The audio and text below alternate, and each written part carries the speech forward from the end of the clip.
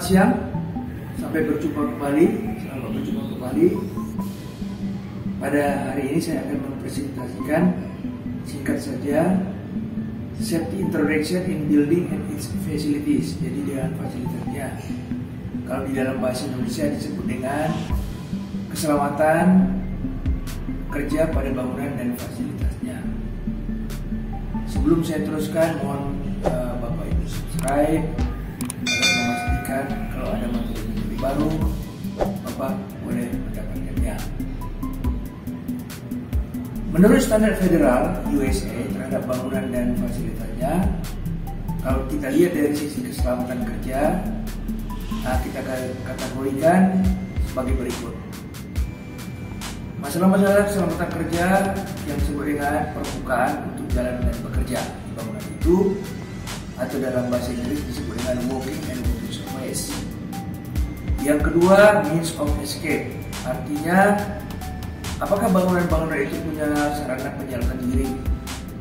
Yang ketiga, masalah power platform atau tempat-tempat untuk berpijak atau main lift, adakah main lift di situ, atau untuk vehicle mounted platform. Jadi gedung itu kalau ada kendaraan yang bisa didekatkan, mengangkat barang, menurunkan barang, loading, unloading, apakah cukup platform tersebut? Dan yang terakhir adalah masalah general environment control. Jadi bagaimana bangunan-bangunan itu secara umum dikelola, masalah lingkungannya, kebersihannya, kerapiannya, sepertinya. Kurang lebih itu ada 4 tadi ya. Sebagai pengantar untuk meyakinkan bahwa banyak terjadi kecelakaan pada bangunan, khususnya di bangunan itu bisa terjadi tergelincir, terjatuh dari ketinggian, maka harus dipikirkan selalu permukaan tempat berjalan di depan di bangunan tersebut. Seperti apakah ada balkon. Beberapa bahaya yang juga terjadi dari platform, misalnya catwalk, jadi tempat orang berjalan. Apakah ada perancang-perancang yang cukup? Dan juga bagaimana tentang ramps, dockyard, stairway dan ladder. Nanti bisa dilihat istilah-istilah ini dalam kamus bahasa Inggris. Bangunan-bangunan diatur juga di dalam standar NFPA, National Fire Protection Association, guarding open floors dan platform menurut standar OSHA, Communal Safety and Health Act 1910-23. Contoh guarding misalnya bagaimana kalau ada lantai terbuka, floor and wall opening and holes, bagaimana pencegahannya kalau supaya tidak jatuh kita dari situ atau benda-benda. Dan setiap bangunan tangga yang terbuka atau landasan yang terbuka dalam standar NFPA itu, kalau ada ketinggian 4 feet dari dasarnya itu harus diberi handrail. Ya, nanti bisa dilihat di sini. The railing shall be provided with 2 board. Jadi ya penyangga supaya tidak jatuh. Where beneath, pemirsa, di mana bagian bawahnya itu terbuka. The railing shall be provided with 2 board. Jadi railing itu tadi di atas railing untuk pegangan tangan, di bawahnya juga ada 2 board beneath pemirsa, di mana orang bisa lewat, person can pass. Atau there is moving machinery, ada alat-alat ini di pabrik misalnya ya. Di sana ada mesin-mesin yang bergerak. Atau there is equipment which falling materials could create hazard. Jadi kemungkinan ada benda yang bisa jatuh yang bisa menciptakan bahaya. Selanjutnya perlu diperhatikan hal-hal sebagai berikut dalam bangunan itu. Di sini ada bahasa Inggris istilahnya floor and access, lantai dan gang. Nah, itu diperhatikan dengan baik. Standar untuk housekeepingnya bagaimana, kebersihannya, kemudian sanitarinya. Kalau berbicara masalah sanitari ini kan di samping bersih harus higienis. Stairway anak tangga juga dipelihara dengan baik, jangan sampai ada yang rusak. Biasanya tidak ada masalah di sini. Tetapi kalau udah stairway-nya banyak, kita perlu perhatian. Setiap stairway itu harus dilengkapi juga railingnya ya, supaya tidak jatuh. Kemudian di bangunan-bangunan itu mungkin kita menggunakan tangga temporer ladder ya, haruslah jadi posisi yang kuat. Jangan karena sebutannya temporary leader kita sembarangan aja tanda-tandanya, tapi itu harus sama dengan segi permanen juga kita buat ya. Kemudian fixed leader, bagaimana kita manajemen tangga permanen, rancangan tangga permanen harus memenuhi standar yang ditetapkan. Tadi ada saya singgung 2 pilar ya, 2 pilar itu jadi untuk loading unloading barang itu bisa dibuat ya. Tetap bisa mendekat itu, tapi harus dibuat sedemikian rupa supaya tidak terjadi kesalahan.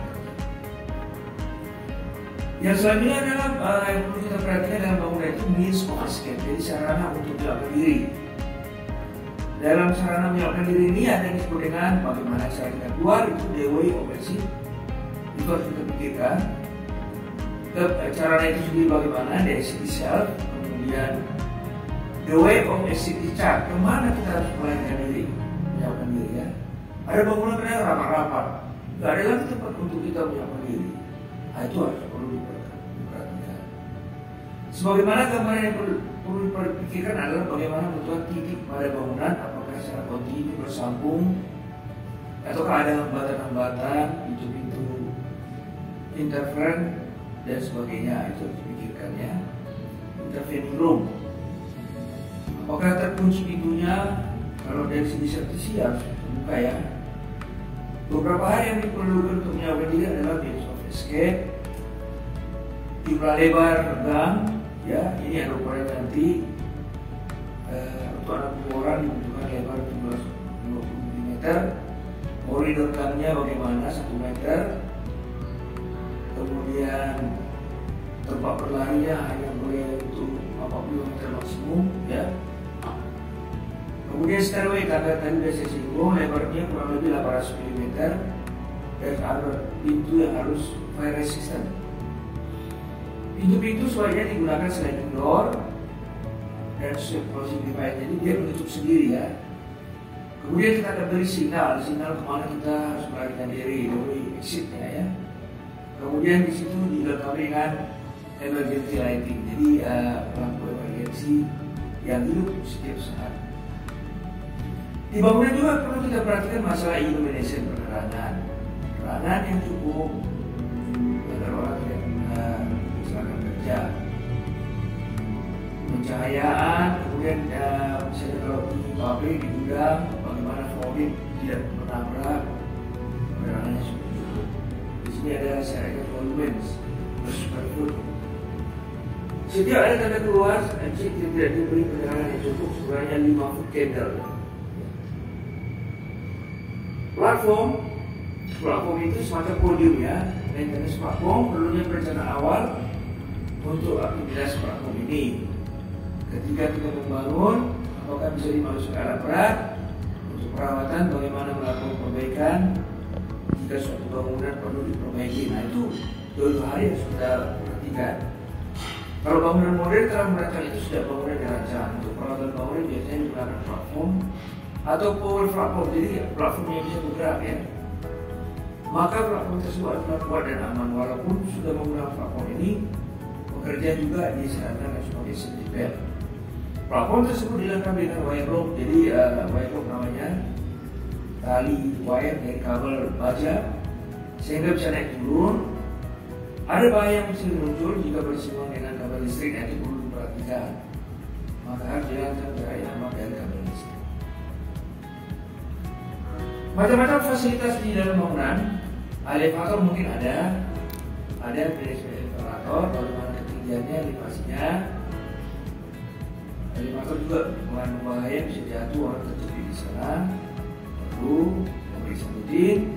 Lift tadi sudah saya singgung, ada main lift, ada peralatan khusus. Kemudian boiler, mungkin kalau rumah sakit atau bangunan hotel mungkin ada boilernya.